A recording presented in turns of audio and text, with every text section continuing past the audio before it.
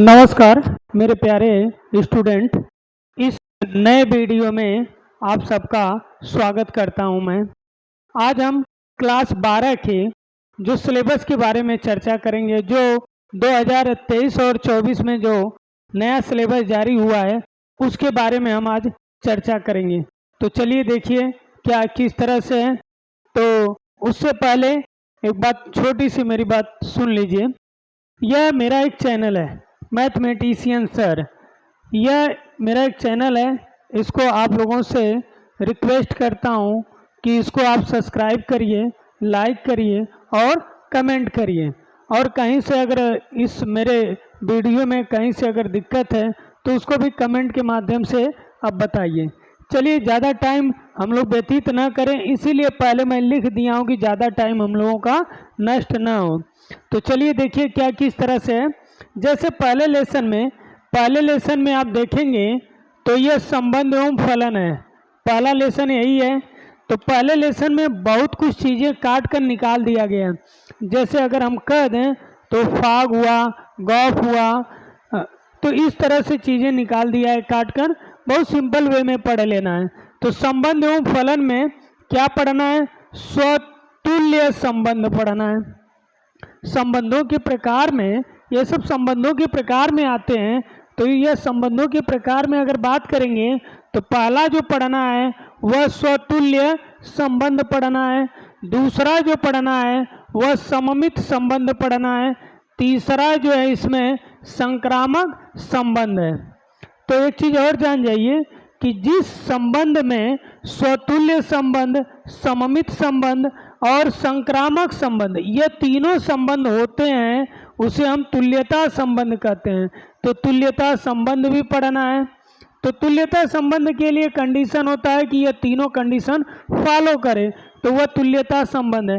तो बस पहले आर्टिकल में तो यही पढ़ लेना है, स्वतुल्य, सममित, संक्रामक और तुल्यता संबंध, यह पढ़ लेना है। उसके बाद दूसरे में देखेंगे आर्टिकल में एकैकी फलन और आच्छादक फलन। बस उसी फलन के प्रकार में आप देखेंगे तो बहुत कुछ होते हैं। तो यहाँ बस दो ही फलन पढ़ना है, एकैकी फलन और आच्छादक फलन। तो जैसे यह हम समझिए कि अगर टॉपिक कहें तो 1 2 3 इनको मिला देते हैं तो ये 4 हो जाता है। 4 5 6 6 टॉपिक बहुत इजी वे में पढ़कर हम ये ख़त्म कर सकते हैं।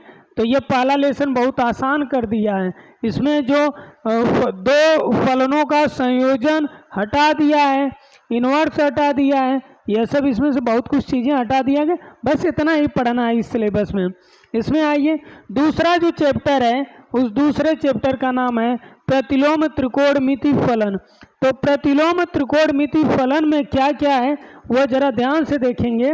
इसमें क्या क्या है कि परिभाषा कुछ है, परिभाषा वो पढ़ लेना है सबके बारे में। परिसर पढ़ना है। परिसर हम 11 में भी पढ़े थे, जो संबंध एवं फलन लेसन था। जो परिसर, फिर प्रांत, फिर सप्रांत, यह हम 11 में पढ़े थे। थोड़ा ये फलनों के अनुसार ये परिसर, प्रांत, यह सब पढ़ना है। तो किसका? प्रतिलोम त्रिकोणमिति फलन का। तो प्रतिलोम त्रिकोणमिति फलन में ये सब आ जाएंगे। मुख्य मान, शाखाएं, तो मुख्य मान की जो शाखाएं हैं वह पढ़ना है। उसी के हिसाब से सवाल लगते हैं। यह अगर पढ़े रहेंगे तो आपसे सवाल जो पूछेगा ये 2 नंबर का एक सवाल पूछ लेता है, 1 या 2 नंबर का। तो यह चीज़ें हम पढ़ेंगे वहाँ। यहाँ जो है ग्राफ पढ़ना है। दोनों त्रिकोणमिति फलनों के आलेख, जो ग्राफ पढ़ना है। तो जैसे 6 होते हैं तो 6 का ग्राफ हम सीखेंगे यहाँ। और एक चीज़ और जान जाइए, इसका जो गुणधर्म है, प्रतिलोम त्रिकोणमिति फलन का जो बुक में देखेंगे तो गुणधर्म ठीक ठाक गुणधर्म दिया है, बहुत बड़ा दिया है गुणधर्म। और जितने प्रतिलोम त्रिकोणमिति फलन के गुणधर्म है उन सब में कंडीशन है, शर्तें हैं। उस शर्तों के अनुसार फार्मूला यूज होते हैं और सवाल लगते हैं। तो वह सब काट कर हटा दिया गया है, बहुत सिंपल कर दिया है। मतलब जो अगर 2.1 पढ़ना है, 2.2 कट गया है। तो बस छोटी सी आर्टिकल वो पढ़ लेना, काम खत्म हो जाएगा। यह आप व्यू में थोड़ा ठीक ठाक है, इसमें लगेगा और आसान भी तो है। आप व्यू पढ़ना है। आप व्यू में क्या क्या पढ़ना है? पहले तो कंसेप्ट पढ़ना है, अव्यूह क्या होता है उसके बारे में कंसेप्ट पढ़ना है, अव्यूह को किस तरह हम संकेत करते हैं वह पढ़ना है, उसका आर्डर रो और कॉलम किस तरह से होता है वही आर्डर देख लेना है। समानता, अव्यूहों की समानता, दो अव्यूह समानता है उनके बारे में पढ़ लेना है। अव्यूहों के प्रकार, जितने प्रकार के अव्यूह वो प्रकार पढ़ना है, जैसे स्तंभ अव्यूह, पंक्ति अव्यूह, वर्ग अव्यूह, इस तरह से जो अव्यूहों के प्रकार हैं अव्यूहों के प्रकार में हम पढ़ेंगे। यह अलग से दिया गया है शून्य एवं तत्समक अव्यूह, सब जीरो, ऐसा अव्यूह जिसका सभी जीरो जीरो होते हैं वह शून्य अव्यूह हो जाएंगे। तत्समक अव्यूह के बारे में भी यहाँ चर्चा किया गया है। आई जो रिप्रेजेंट करते हैं, आइडेंटिटी मैट्रिक्स इसको कहते हैं, वह आई से रिप्रेजेंट करते हैं, यह हर सवाल में यूज होता है। उसके बाद अव्यूहों का परिवर्त पढ़ना है, जो रो का कॉलम में बदल देते हैं, कॉलम को या तो रो को कॉलम में बदलिए बस वही परिवर्त होगा, या तो कॉलम को रो में बदल दीजिए तो परिवर्त पढ़ना है। अव्यूहों का परिवर्त बहुत सिंपल है, रो रहेगा तो उसको कॉलम में कर देना है, काम खत्म। सममित एवं विषम सममित अव्यूह, इसकी कंडीशन है कोई मैट्रिक्स अगर दिया गया है उसका हम परिवर्त करें और वही मैट्रिक्स आ गया तो सममित अव्यूह होता है, उसका अगर निगेटिव साइन आ रहा है तो विषम सममित अव्यूह पढ़ना है। तो यह दोनों सिलेबस में दिया गया है। उसके बाद अव्यूहों पर क्रियाएं दिया है, क्रियाएं मतलब दो अव्यूहों का जोड़ किस तरह से है, दो अव्यूहों का घटाना किस तरह से है, दो अव्यूहों का गुणा किस तरह से है, और एक अव्यूह एक इस राशि कोई भी हो या अचर राशि कोई भी हो उससे गुणा पढ़ लेना है। तो यहाँ देखिए अव्यूहों पर क्रियाएं क्या है, योग है, योग में समझिए अंतर छिपा ही है, गुणन है, गुणन पढ़ लेना है, अदिश गुणन पढ़ना है, जैसे कोई अदिश राशि हो और एक अव्यूह हो उसमें गुणा का क्या रूल है वह पढ़ लेना है। एवं इन तीनों का, यह जो तीनों आर्टिकल लिखा गया है इन तीनों का साधारण गुणधर्म पढ़ना है और इसका साधारण गुणधर्म पढ़ लेना है। तो यह बहुत सिंपल है अव्यूह। आइए इसमें थोड़ा देख लें क्या है। यह भी अव्यूहों का गुणन अक्रम विनीयता पढ़ना है, उसमें किस तरह से क्रम को मतलब गुणन में देखेंगे तो उसकी प्रॉपर्टी के अनुसार साचार्य नियम है कि वितरण नियम है क्या किस तरह से लागू होगा वह देख लेना है इसमें। तथा अशून्य अव्यूहों का अस्तित्व है, शून्य अव्यूह नहीं है अशून्य अव्यूह है तो उसका जो अस्तित्व है वह पढ़ लेना है। जिनका गुणन एक शून्य अव्यूह है तो ऐसे जिनका गुणन अगर करेंगे एक शून्य अव्यूह होगा तो उनका अस्तित्व पढ़ लेना है किस तरह से वह अव्यूह होते हैं। यह व्युत्क्रमणीय अव्यूह और व्युत्क्रम की अद्वितीयता यदि उसका अस्तित्व हो, मतलब यहाँ कह दें कि मॉड ऑफ ए की वैल्यू 0 होगी या मॉड ऑफ ए की वैल्यू 0 नहीं होगी, इस तरह से जो कंडीशन होती है सिंगुलर और नॉन सिंगुलर मैट्रिक्स की बात किया है यहाँ। तो बस इतना सिंपल वे में यह पढ़ लेना है। उसके बाद हम देखेंगे चौथा लेसन जो सारणिक है उसके बारे में हम देखेंगे, जो चौथा लेसन सारणिक है, ठीक ना।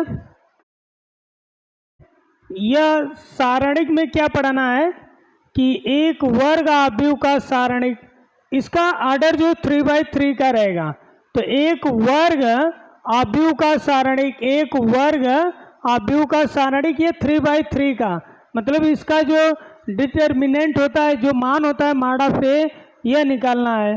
तो यह पहले आर्टिकल में पढ़ना है। उसके बाद उप सारणिक जो पढ़ना है एवं सखंड पढ़ना है।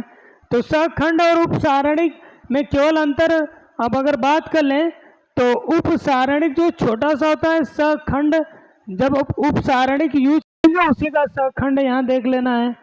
त्रिभुजों का क्षेत्रफल, यह देखिए त्रिभुजों का क्षेत्रफल जो है यह अनुप्रयोग किसका पढ़ना है, अनुप्रयोग। अगर अनुप्रयोग सारणिक का अनुप्रयोग से, सारणिक के अनुप्रयोग से हम त्रिभुजों का क्षेत्रफल ज्ञात करना सीखेंगे। यहाँ इसमें भी दिया है यह सखंडज अव्यूह, सखंडज अव्यूह जो हमारा निकलता है वह हमें देखना है। एवं व्युत्क्रम अव्यूह, यह अव्यूहों का व्युत्क्रम, यह ए इनवर्स जो कह लीजिए, इसी की सहायता से आगे चलकर यह देखेंगे रैखिक समीकरण निकाय के हल। अच्छा, इसमें जो है या तो दो चर में रहेंगे, या तो यह दो चर में रहेंगे, या तो तीन चर में रहेंगे। तो 3 चरों में या 2 चरों में वह दिया रहेगा, बस यही है।